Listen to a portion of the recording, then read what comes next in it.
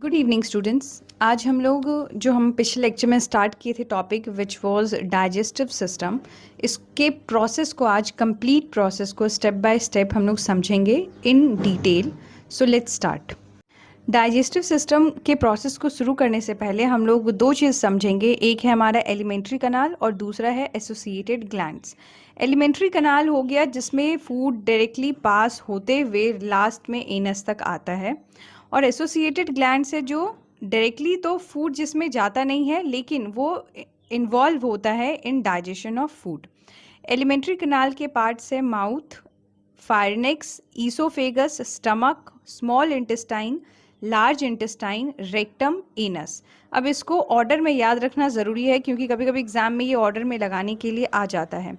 अब देखेंगे associated glands, इसमें आ जाता है liver, pancreas and salivary gland.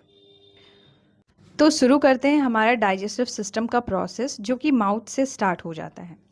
Mouth में पाया जाता है सलाइवा जिसका काम होता है कार्बोहाइड्रेट को तोड़ना इन माल्टोस। कार्बोहाइड्रेट भी ग्लूकोज ही है और इसको ब्रेक किया जाता है स्मॉलर मॉलिक्यूल ऑफ ग्लूकोज में जो कि है माल्टोस। माल्टोस दो ग्लूकोज का बना हुआ मॉलिक्यूल है। यहाँ पे जो कार्बोहाइड्रेट को glucose small molecule of glucose में तोड़ने का काम करता है उस एंजाइम को बोला जाता है सलाइवरी एमाइलेज, जिसको कि पेटाइलिन भी बोलते हैं। इसके बाद आता है फायरनेक्स जो कि कनेक्ट करता है माउथ को टू ईसोफेगस। अब फायरनेक्स क्या है? It is common channel for food and air, जिसको कि एक कैप जैसा स्ट्रक्चर कवर करता है जिसको कि एपिग्लॉटिस बोलते हैं। जब फूड अंदर जा रहा होता है फायरनेक्स के थ्रू फूड ईसोफेगस में, तो ये विंड पाइप को क्लोज कर देता है, यानी एपिग्लॉटिस कवर कर देता है विंड पाइप को ताकि खाना विंड पाइप में ना जाए। अब इसके बाद क्या होता है, माउथ से ईसोफेगस में खाना जाता है और ईसोफेगस में कुछ उसका कुछ मेन काम नहीं होता है, वो बस फूड को स्टमक तक पहुंचाता है, पुश करता है फूड को टुवर्ड्स स्टमक। अब यहाँ पे जो प्रोसेस यानी ईसोफेगस में जो फूड को ईसोफेगस से पास किया जाता है, यहाँ पे जो प्रोसेस होता है इसको बोला जाता है पेरिस्टालाइसिस, जो कि वेव लाइक मूवमेंट होता है, वो खाने को स्टमक तक पहुँचाता है। अब आ जाते हैं स्टमक में। जब खाना हमारा स्टमक में पहुँचता है, स्टमक में फूड स्टोर होता है for 4 to 5 hours. Stomach lies below the diaphragm और ये जे शेप्ड का होता है। फूड जैसे ही स्टमक में एंटर करता है, स्टमक रिलीज करता है HCl हाइड्रोक्लोरिक एसिड, जो कि फूड को एसिडिक बनाता है और प्लस ये किल करता है माइक्रो ऑर्गेनिज्म को, because it's pH is 1.5 to 3.5 which is very low. अब हम लोग स्टमक के इंटीरियर को थोड़ा और डीप डिवेल करेंगे। स्टमक के वॉल्स में पाया जाता है गैस्ट्रिक ग्लैंड्स, जिसका काम होता है गैस्ट्रिक जूस को रिलीज़ करना। और गैस्ट्रिक जूस रिलीज़ करते हैं तीन चीज़ों को। सबसे पहला है HCl हाइड्रोक्लोरिक एसिड, जिसका कि काम होता है मीडियम को एसिडिक बनाना और माइक्रो ऑर्गेनिज्म जो हार्मफुल बैक्टीरियाज होते हैं उसको किल करना। ऑल्सो पेप्सिनोजेन जो कि एक इनएक्टिव प्रोटीन है, ये HCl के प्रेजेंट में ही पेप्सिन में टूटता है और पेप्सिन का क्या काम है, ये प्रोटीन को ब्रेक करता है, यानी स्टमक में प्रोटीन का ब्रेकडाउन हो रहा है। दूसरा जो एंजाइम रिलीज होता है by gastric juice, it is pepsinogen and rennin. Pepsinogen पाया जाता है एडल्ट में और पेप्सिनोजेन का काम होता है to prevent stomach from digesting its own cells, यानी अपने सेल को ही डाइजेस्ट ना कर ले, इस चीज़ को प्रिवेंट करने का काम होता है पेप्सिनोजेन का। रेनिन जो कि चिल्ड्रन में पाया जाता है एंड ये हेल्प करता है इन डाइजेशन ऑफ मिल्क। अब तीसरा है गॉबलेट सेल्स जो कि म्यूकस रिलीज करता है।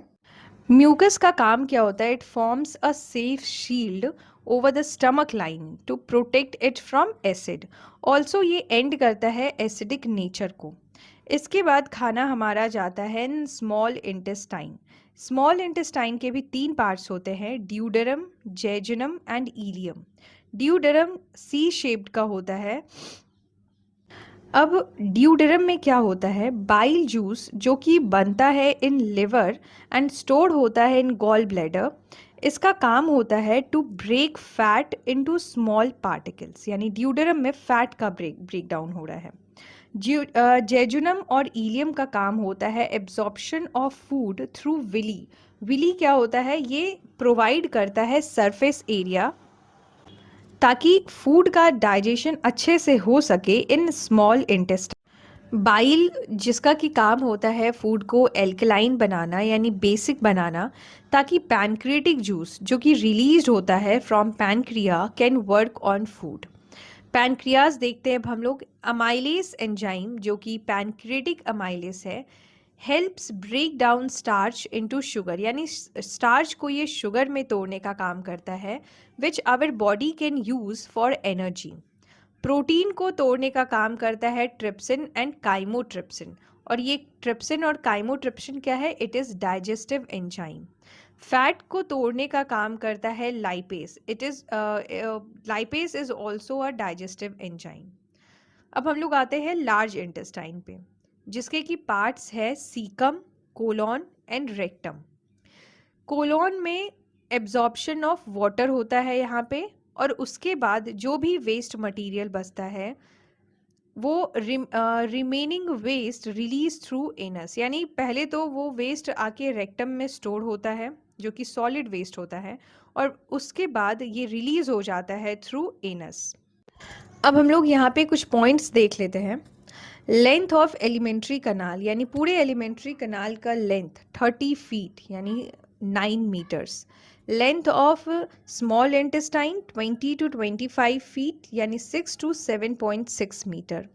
Length of large intestine 5 feet यानी 1.5 metre. Longest part of alimentary canal is small intestine. Alimentary canal of herbivorous animal is longer than carnivorous. एक चीज़ और यहाँ पे नोट करेंगे, ये पूरे हमारे डाइजेस्टिव सिस्टम में सबसे ज़्यादा जहाँ डाइजेशन ऑकर करता है it is a small intestine. तो यहाँ पे हमारा पूरा डाइजेस्टिव सिस्टम अच्छे से कंप्लीट हो गया है। Thank you for watching the video. If there is any query you can ask me in the comment section. And अगर आपको कलरफुल नोट्स चाहिए तो you can join my Telegram channel, link is given in the bio. Thank you.